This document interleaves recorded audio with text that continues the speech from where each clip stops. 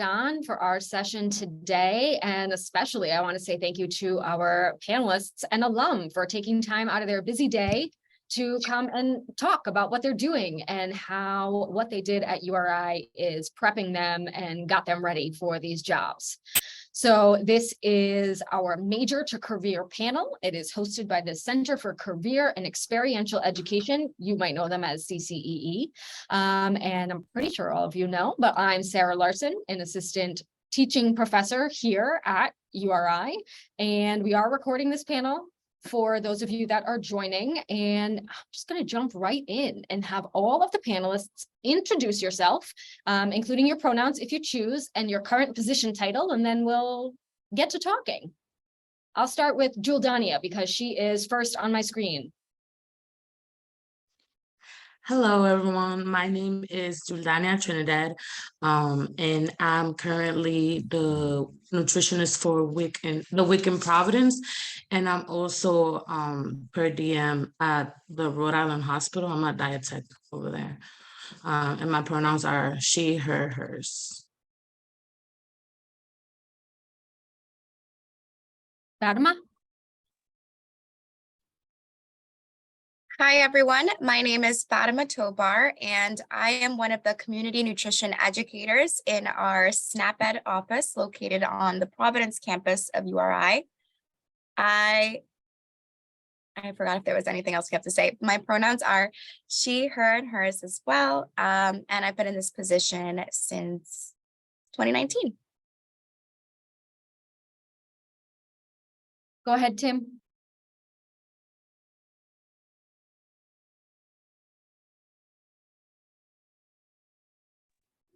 Hi, my name is Tim Slack. I am the program coordinator for the WIC offices that West Bay Community Action runs. We have one in Warwick and one in West Warwick.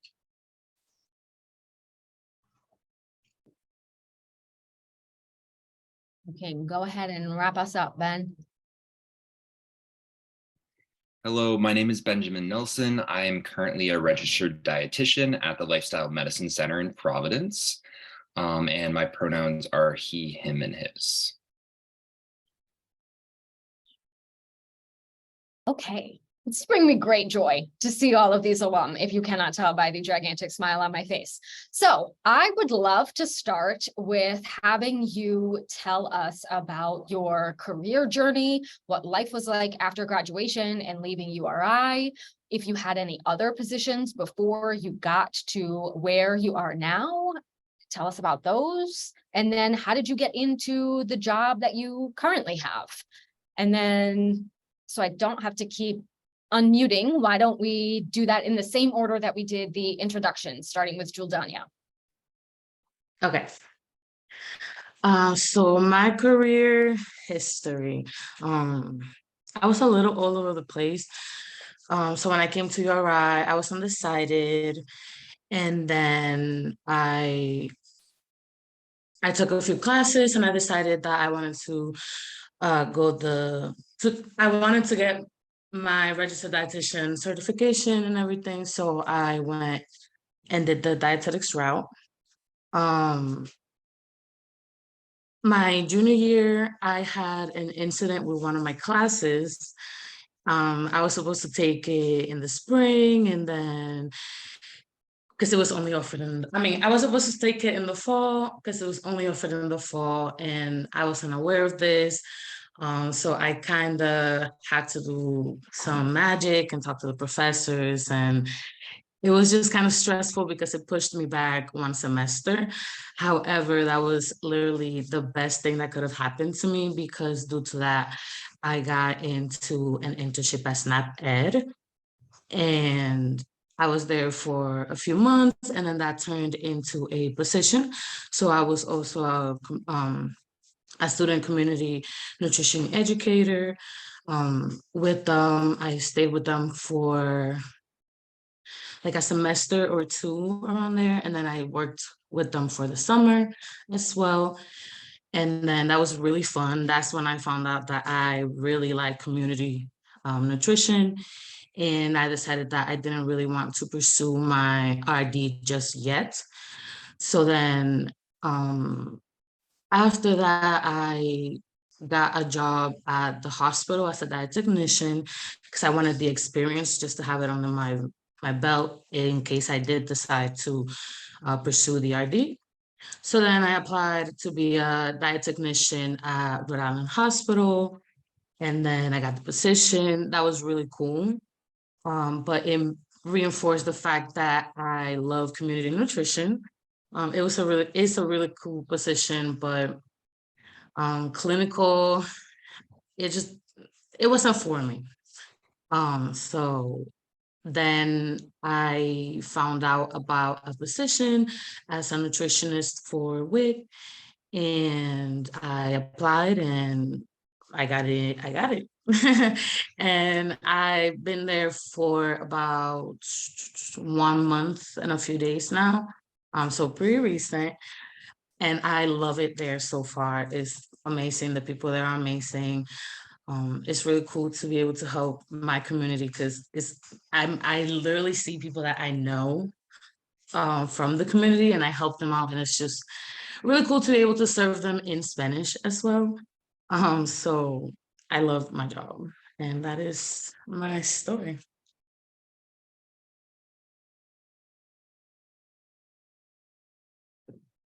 Thanks, Jordania. I'll start us off next.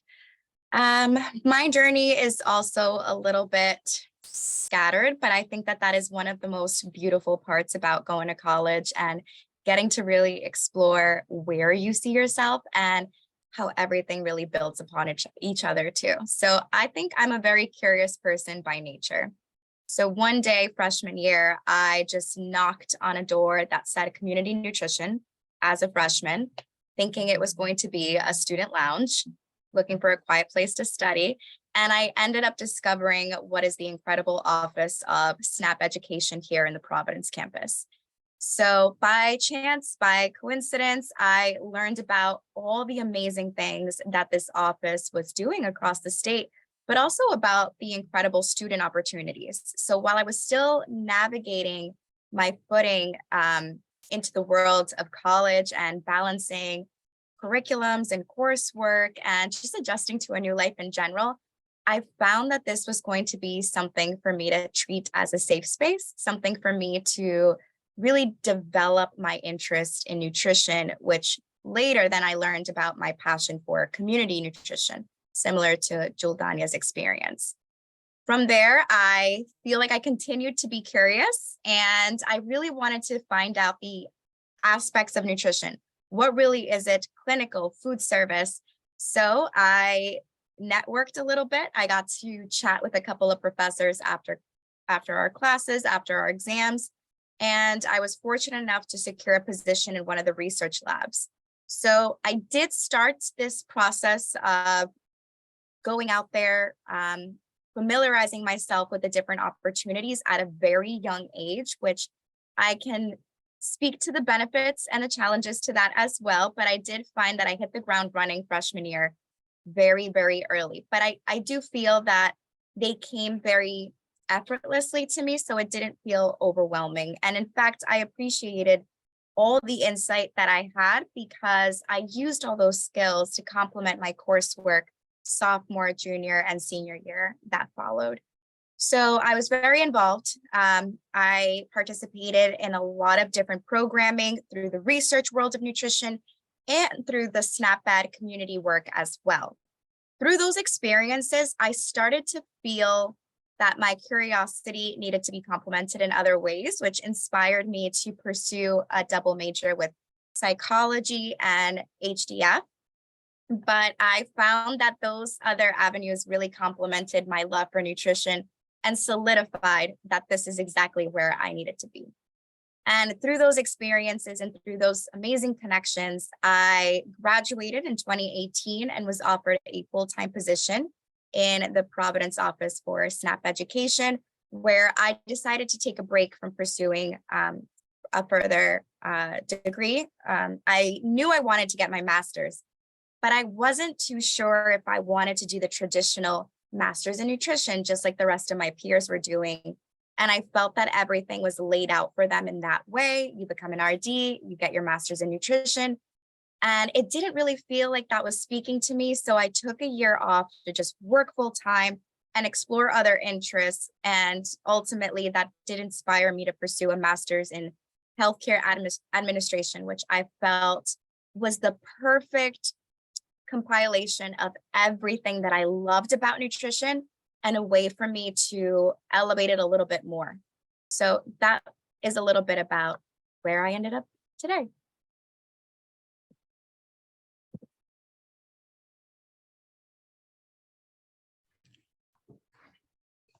Guess I'll go now.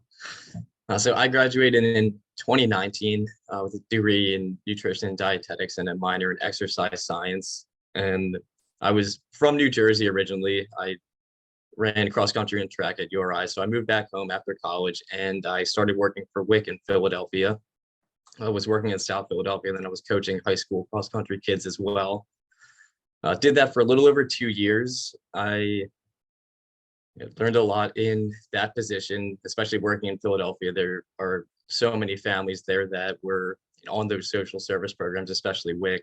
In Philadelphia alone, there's about 500,000 or so more people than there are in the state of Rhode Island. So there's offices were very busy. So you learn a lot about how to cater to those families, their situations. And in 2021, I was back in Rhode Island. I was on campus for alumni weekend or family weekend. And I was with a bunch of my friends. They were asking if I was going to move back up to Rhode Island. I said, if there was a job opportunity, maybe. And just a few days later, after I got home, I got an email from the West Bay Community Action where I work now, asking if I would apply for the WIC manager job that they had open. So I applied to that, took a shot. I've been doing that for almost a year and a half now, but it's been great when running these two offices and then still being able to do those nutrition appointments with the families, still getting to talk to them and engage with them. So it's been pretty rewarding so far, moving back here and reuniting with the friends and then still continuing to do that work in the community here.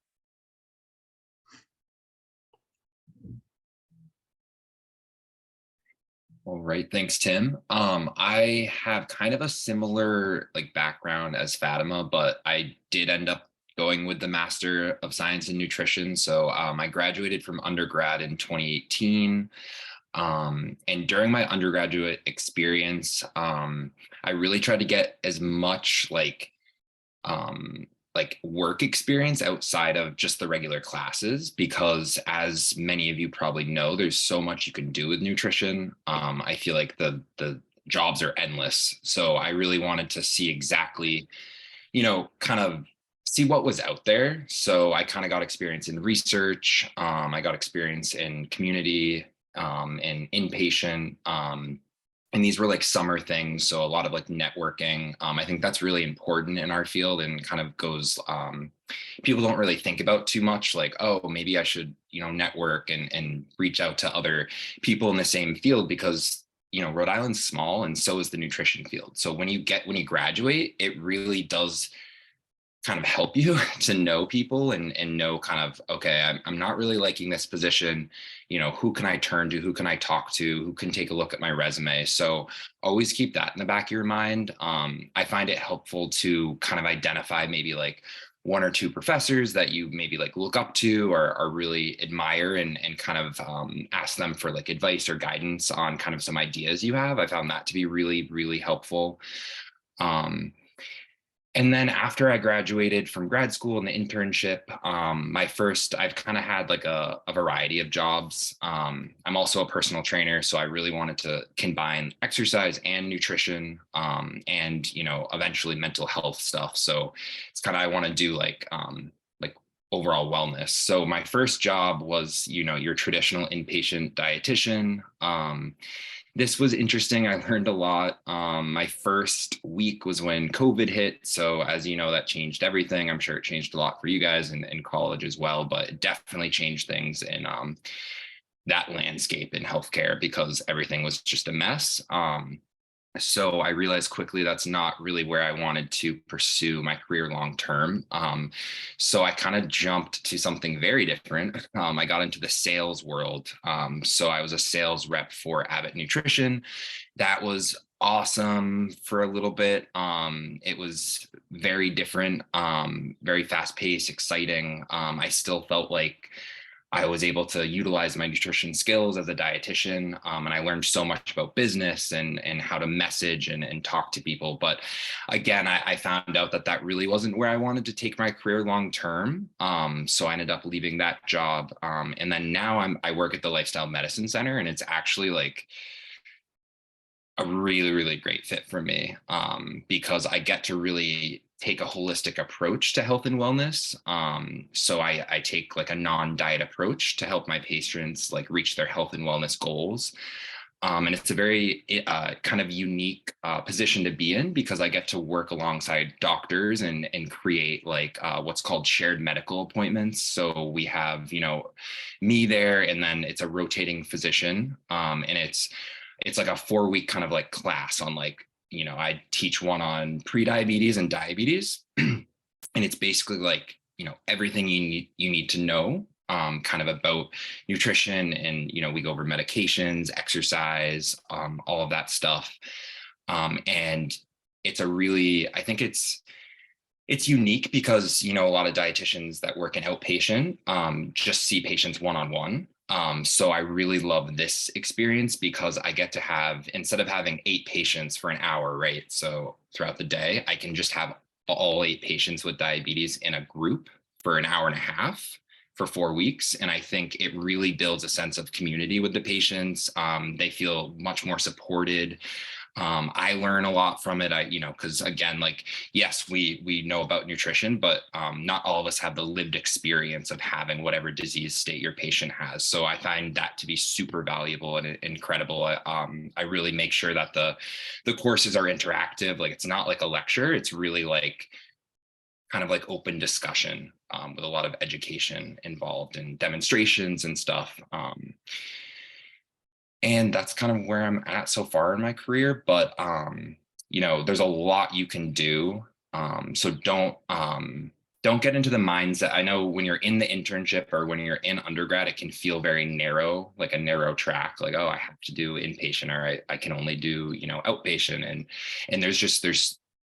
it's endless. So I think nutrition is so important, and it's going to be increasingly more important, especially in the medical field. I think wellness in general is definitely becoming much more of a valued thing. Even to physicians, I'm noticing like I'm getting a lot more respect and value in my position, which is really awesome. And I get to work with the Brown medical students. They rotate through my clinic. So I get the opportunity to really educate future doctors on, okay, what is a dietitian and what do we do and why is this important and why do you need to refer to us? Yes, you can talk to your patients about nutrition and kind of give them like the beginning steps, but also it's very important that we have a role in care and we're part of the care team. So yeah, that's kind of what I've been up to. Well, thank you all so much. That was so interesting to learn about where you are and how you got there. And I really love how you were talking about having these patients that are in this group, because we don't know everybody's lived experiences, and being able to hear what things are actually like really helps to shape what we can do to help support patients, clients, people, whatever it is in the position that you might have. And kind of on the same lines, when we're thinking about, okay, I'm going to graduate, now I'm going to take a job. Lots more job seekers now are saying that what a company or group or person is doing in terms of inclusivity, diversity, equity, accessibility is really important to them in terms of, do I want to take this job? So could you, anybody on the panel, speak to how your current employer is, I lost my train of thought, but essentially what I'm trying to say is what your company is doing in terms of these ideas, and then how your role fits in with what your company is doing. I can start off that conversation for us, Sarah. So when we were in the pandemic, we had to cancel a lot of our direct education. Workshops were not a thing. We could not provide food. So we really had to take a step back and look at our organization critically on work from home projects, tasks that were applicable. Cultural competency and equity was at the root of every conversation at that point of 2020. And we took a hard look at ourselves regarding our curriculums, our lessons, and most importantly, the database of recipes that we were pushing out to the community and offering through cooking demonstrations. It came to our attention through a needs assessment that we conducted it internally that our database did not reflect the culturally diverse population that we were serving in Rhode Island, which was surprising for some, but for others, it was expected. So we took this entire time since 2020 to now to really revamp our recipes. We collected data, we went outside to connect with our participants, and we wanted to know and hear respectfully, where are our participants from? We did all of that boots on the ground effort and work, and we now have initiatives to redevelop some of our recipes to reflect the cultures that we're serving. And for a couple of different reasons, a lot of our Western American recipes that we were serving, sure, they met the SNAP nutrition guidelines in terms of nutrition value, but it was not attractive to them. It was not something they wanted to do. And it wasn't the reflection of meeting participants where they're at, which is something that we as SNAP Ed educators is at the core of every time we engage with our workshops, with our clients. We want to make sure that we're walking in to develop a room of trust, a room of support. It's a relationship. At the end of the day, talking to individuals about food, this is a very personal and intimate topic that can uncover a number of different triggers that we just need to be aware of. And sometimes while we're not social workers, we might have to wear that hat for a quick second. And we do this with empathy, and we do this with compassion. And most importantly, we do this with respect. And I'm very proud of all the work that we've done in our office to have annual meetings where we talk about any experiences that we've had in the community where we might need some support on. So some examples that I can give you on that is I have been working with an Afghanistan refugee group. And that is something that is very new to a lot of us in the office. And I had to relook at the curriculum and the recipes that we were introducing to accommodate for fasting and religious practices that may not be common knowledge for us as nutrition educators that might have finished our schooling. It's not something that we really practiced in our curriculums, but it's something that I felt was really important that we get educated and trained on. So now we have different initiatives where we do country spotlights and food spotlights so that we as educators are continuously learning and reinforcing different food ingredients, different preparation methods that are known for different cultural or religious groups. And this conversation is ongoing. It is a process, and we have a DEI team that meets quarterly to discuss all of these initiatives and to make sure that we're on track with our goals. We're consistently collecting feedback from the community as well to improve our recipes to make sure that authenticity and traditional preparation methods are still reflected and encouraged. And it's something that is become such a beautiful cultivated experience between participant and educator.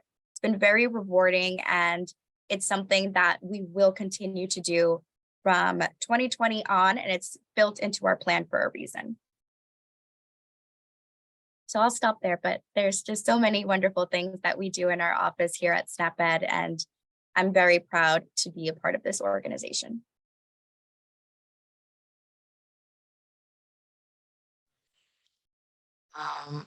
Sorry. Just to piggyback of what Fatima said, I had the opportunity to be in the office, so I can vouch for that because it was really, really good. I actually participated in some stuff related to that, and it was just really nice to see.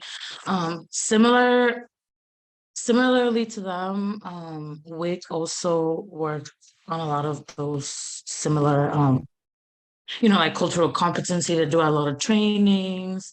They talk about that a lot. We do have, since it's also like a state, sorry, my cat is just running around the house. Since it's like a state job, we also have to do these forms. To basically just, I don't know how to explain it. I don't know how to really explain it. I don't know where my train of thought, I lost it. But similarly to what Fatima was saying, at WIC, we also take into accountability the cultural aspect and everything. We make sure that if we have a lot of participants that are not either Spanish speakers or English speakers, so we always make sure to make them feel comfortable. We use language lines. We have different services in their languages provided to them and stuff like that. So yeah, that's something that I like too about WIC.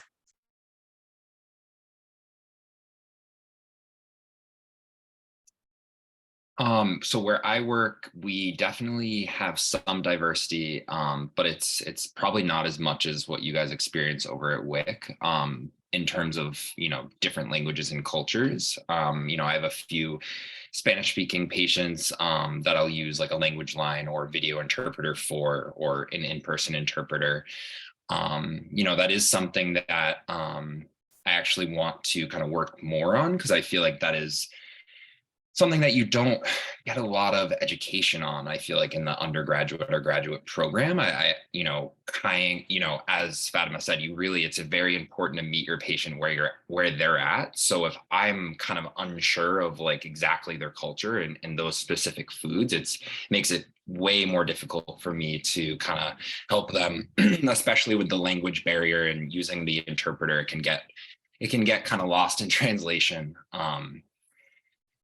But we also are inclusive with other populations, such as the LGBT community. So we actually networked with Open Door Health, which is like a sexual health clinic, because I feel like that group of individuals can sometimes be forgotten and can't get access to care that everyone else does.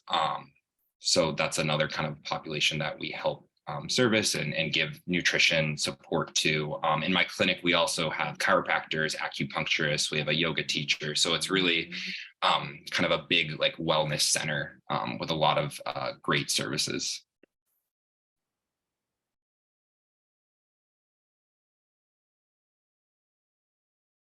Sounds like everyone's workplace is doing some good things to improve cultural competence amongst its employees and best serve everyone that's coming through. Could you talk about any specific skills, work experiences, volunteer experiences, things that you did as an undergrad that you felt really prepared you for what you're doing now, or made you competitive for application to grad school jobs, internships, whatever it might be?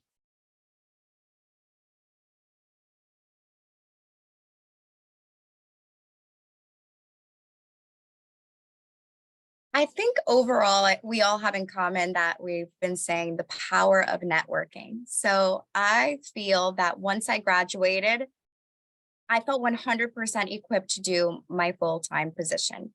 And I think that is because of all the experiences that I was collecting throughout undergraduate experiences. And I was vocal. I would always say in a research lab, hey, I want to go to this conference. I want this opportunity. When I was a volunteer at the SNAP-Ed office, I would express my interest in wanting to lead my very own workshop. I wanted to design the topic. I wanted to design the lesson.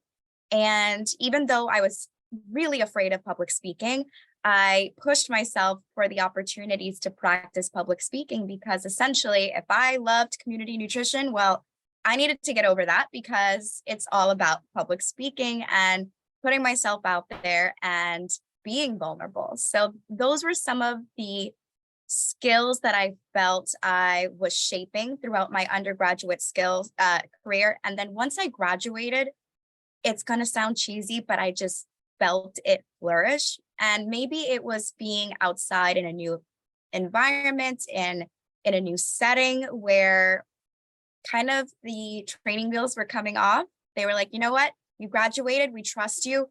These are your community partners, and set up your own workshops. And from all that experience that I had seen, observed, and shadowed, I felt like I was just collecting, absorbing like a sponge, and just waiting for my own opportunity to do those things. I did take advantage of different workshop opportunities at URI. So like I said, public speaking was a real fear of mine. So I signed up for a couple of public speaking workshops and opportunities just to learn a little bit about how I could really challenge myself to get over that fear. I was very afraid of being put into clinical settings. So I decided to take an internship, and I volunteered as a Spanish interpreter in clinical settings. And I did feel like even that experience alone of understanding the quick turnaround in clinical care. So now if I get a quick question or interrupted in a workshop, I'm able to synthesize a quick answer for them so that they can get satisfied, and then they can just go back to the topic of my workshop. So again, just all of these different experiences I felt really built upon one another for me to really let the training wheels go and just flourish into the position once I graduated.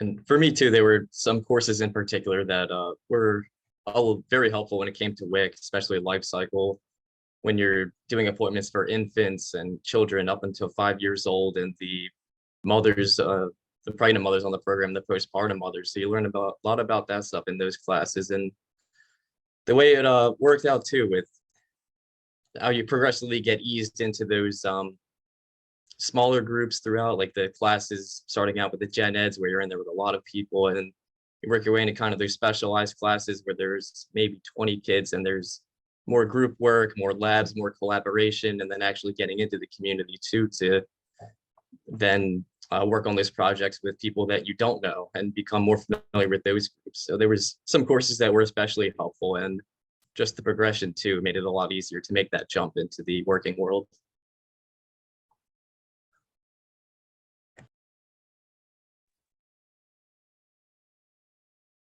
would say specifically for me in undergrad, getting a variety of experiences is actually really important. So I was a diet tech actually one of the summers of undergrad, and that was super helpful. And I think that really helped me be more competitive when I was applying to internships, just because that clinical piece is like such a big part of the internship for some of them, for most of them, I should say.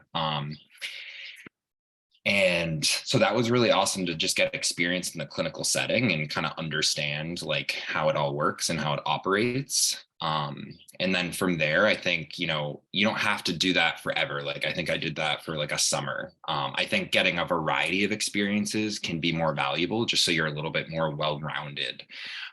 Again, so it can help you kind of get a better sense of maybe what you want to concentrate in your internship, or maybe what you want to focus on in your career as you move forward. So the more that you can see, I think in your undergrad, and the more that you can speak to when you're applying to the internship or applying to grad school and say, okay, so I did this and I really like this aspect, but I didn't love this piece as much. I think that will really give you a leg up in showing that you're serious about kind of being a dietitian, and you've done the work, because it is extra work, right? So I know you're all busy in undergrad, and that's a lot of work just on its own. So, doing extra things outside of that is extra, and it's definitely difficult, but it's doable. And I think it's super valuable. So definitely utilize like your summers. That was a time that I really, really utilized to like network and get different experiences, and just see what was out there. I was just gonna say something similar to what Fatima said. Each one of my experiences that I've had, even when I worked like applying Fitness and I volunteered at the farm at URI, and you would think like, yeah, it has to do kind of with nutrition, but you wouldn't think that those things would like prepare you for it per se. But like my peers just said, networking was really big for me. All the jobs basically that I've had have been because of networking with people. And that was the way that I did it, like at the gym, I met a lot of people. When I worked at the farm, that was great. And I met a lot of professors because we worked with them, like Amanda Missimer and them. And yeah, and also I feel like each experience was like a stepping stone for the next one. For example, like at WIC, I feel like working for SNAP-Ed and having the hospital experience work really good together. Like the skills that I learned from those experiences work together and have helped me be very good at the job that I'm doing now at WIC. And I see a lot of the things that I seen at the hospital as a dietech, like the formulas and dealing with the kids, because I used to work for Hasbro. Um, and a lot of the same things I see for WIC, the nutrition assessment piece and like interviewing, talking to the parents and stuff. I feel like I had already some experience because of the hospital and because of SNAP-Ed, because I used to collect so much data and help with the workshops and stuff. So I felt like that helped me with the speaking portion so I could connect with the participants more and be able to get more information from them without them feeling pressured. And I feel like each job just prepared me for the next. And yeah. Thank you all. I do want to be mindful of everybody's time, especially since many of the people that are logged in to this are part of my class that ends at 2:50.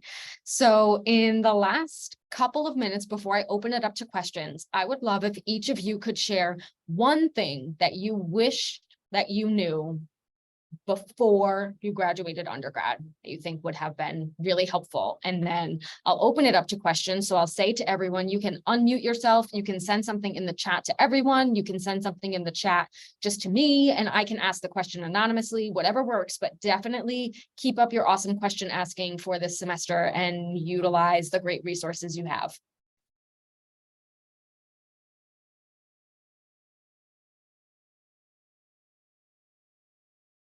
I'll just be quick and say everything's going to work out as it should. So don't stress too much. I was so overstressed and worried the entire time in undergrad. If I'm going to get an internship and what if I don't, and then what am I going to do and all this stuff. It all works out. It all works out. Just do your best. Study hard, get some experience, and really just follow your passion, and that will, if you follow that and you're doing what you're passionate about and what you like, everything else will kind of fall into place. Similarly, I was just going to share the importance of mental health.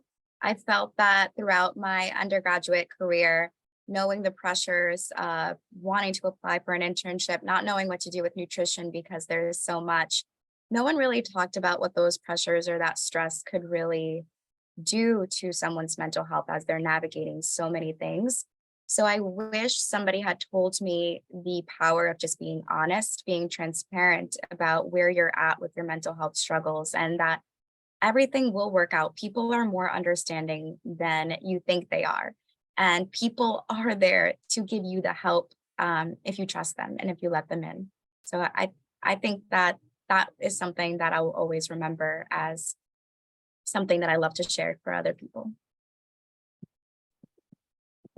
And just to quickly go off of that, I would say also always ask for help if you have questions.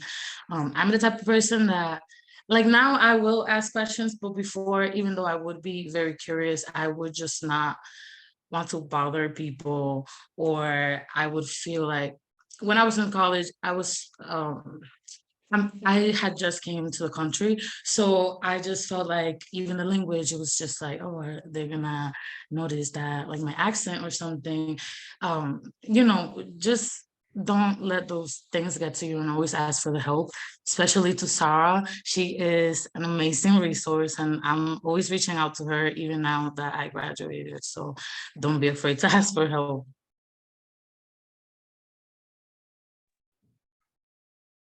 Yeah, and it's definitely okay to not have a full plan put together, to maybe not know what you want to do. Some of you might know what you want to do, some of you might not, but yeah, definitely just finding something that you like, something you're interested in, that you want to do, and just work at it as hard as you can, because the rest takes care of itself if you're working hard and doing your job.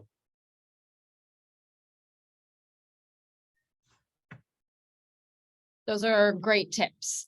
Please, please, please ask for help at any time for anything that you might need, whether that be related to class or jobs or grad school or mental health or anything. We want to be here for you and support you and help you no matter what that's going to look like. So even if you're thinking, I don't know if I can go to her with this, you can. You absolutely can. Find somebody that you feel like you can talk with, and we are all here to help you figure it out and get to the other side of whatever that issue is going to be. So I will open it up to questions now. I did get one in the chat, so I'll lead off with that, and then you can chime in as needed. So this one is going to be directed towards Ben, since he completed his dietetic internship. For the required internship portion of becoming the RD, do you have to do this through a university, or can it be through a hospital or a SNAP or a WIC facility? So I think that's going to depend on the program, because there's different programs. So there's like distance programs where you have to find your own rotations. And then there's other programs that are through a university or a company such as like Sodexo, for example. That's where I did my dietetic internship, and they kind of set you up with rotations. So I don't know if that like answers your question, but in the internship, you are going to get a variety. Like you have to do like so many clinical hours, and then community, and inpatient, outpatient. So you do get a diverse kind of experience, because the point of the internship is kind of to expose you to what you can do as a dietitian, but it is kind of to support you in taking and sitting for the RD exam, which is a big exam. And the internship really does help prepare you for that. Thank you. Another question that came through on the chat: what can I do now over this coming summer in order to get experience as an out-of-state student?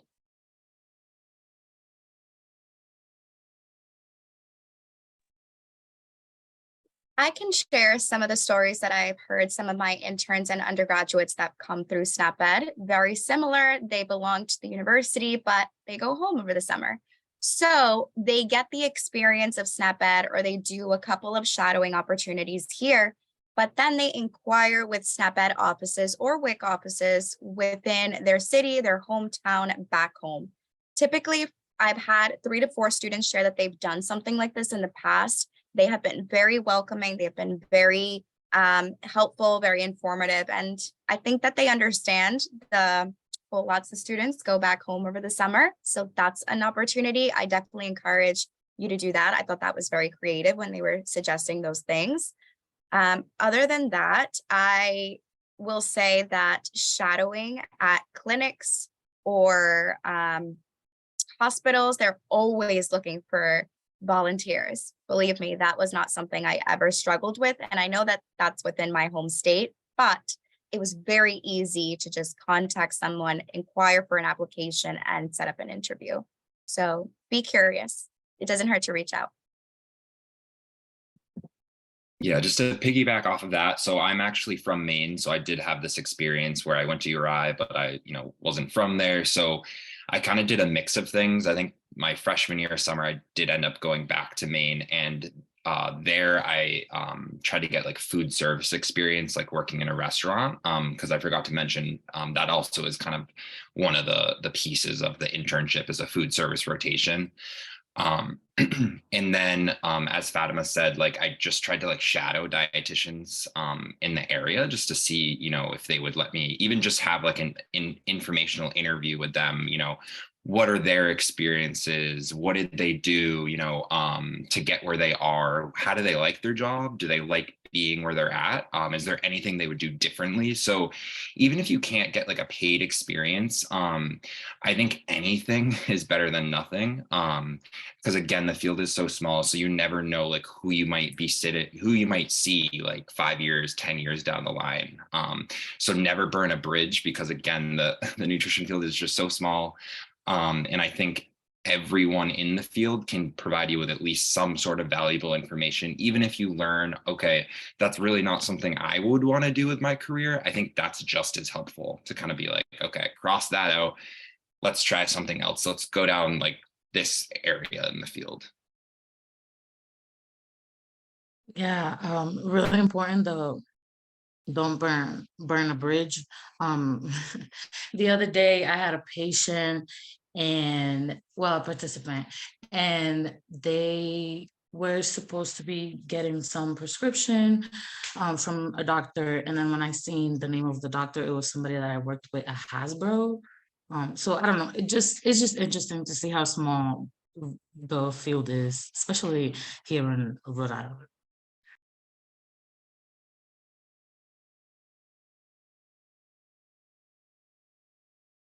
All right, who else has questions? What do you want to know? All semester, you've been asking to talk to alum. Here's your chance. Ask your questions.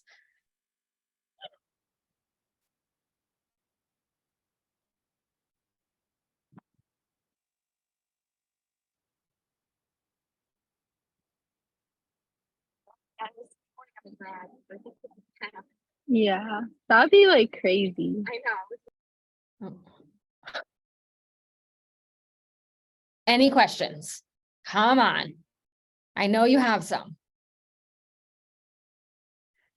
I mean, one that comes up into mind is just, I know for a fact that there's been a lot of talk about just like paying dietitians and stuff like that. And like with the master's degree and everything, that's been a very much made things complicated. Like getting paid as a dietitian, like how is that? Like living wise, with how much money a dietitian really makes at this point.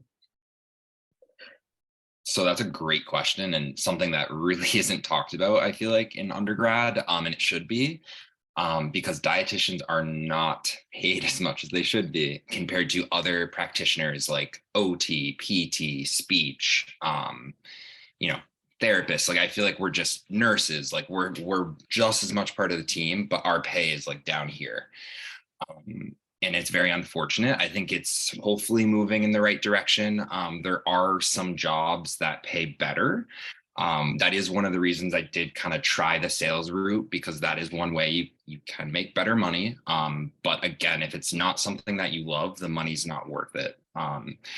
So I would say you definitely can live off of a dietitian salary. I think it just depends on, what your expenses are and kind of realistically like where you're working. So some clinics do actually pay pretty well. I feel very well paid where I'm at right now, which is great, a great feeling. But I do know I do have a lot of dietitian friends that don't feel that way. And it is unfortunate now that especially they're requiring the masters. So you would think, okay, if you have your master's, you're going to get paid more. And that actually wasn't the case with my first job. I tried to negotiate. I was like, I have my master's. I even did my internship in this hospital, so you won't have to train me as much. I know everyone. I'm a personal trainer.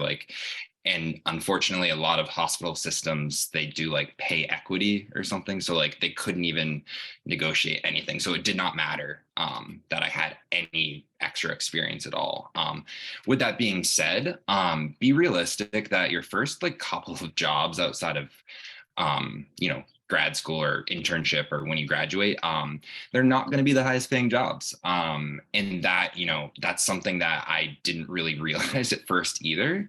But know that that's not forever, and you kind of need to build a foundation. And I know it's not right, but kind of, you know, if you put in your work there, you can kind of get out of that situation by like using that experience and using your network to really find, okay, where are the better paying clinics, and don't be afraid to leave a job. You know, if you don't feel valued or respected, or if it's really affecting your mental health, or physical health. So they're going to hire someone else. So, you know, really put yourself first. And always negotiate, always advocate for yourself. I think that's going to help us as a team, as a field, to really increase our value and increase our pay. And just curiously, how about for like insurance wise, like the insurance that you usually get from being as like working as a dietitian, like you're clinical, correct? So I'm outpatient. And Okay. by insurance, are you referring to like healthcare insurance that I get? Yeah. Healthcare insurance, again, that's going to really be dependent on where you're working.